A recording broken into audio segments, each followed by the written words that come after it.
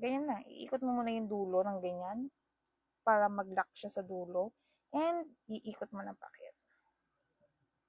And lock.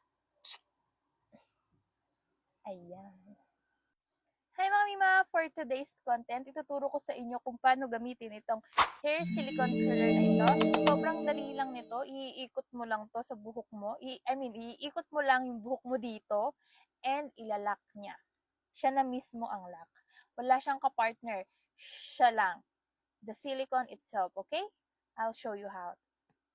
Kuha ka lang ng portion kung gaano lang tingin mong kakayanin ng silicone. Siyempre, kung makapal mo, more than 20 pieces siguro itong sa akin, 20 pieces na ito eh.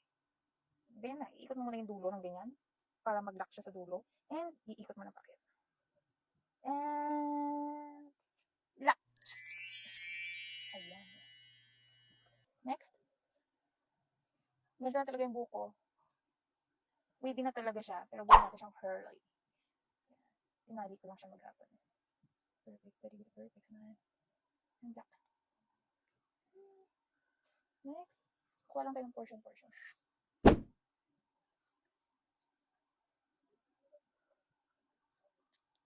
And 24 p.m. So, mga 8.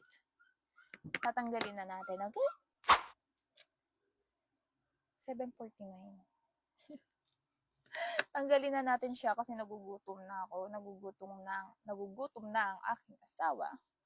So, tingnan natin. Ayan, no? Bumaba na siya. Di ko na siya inangat.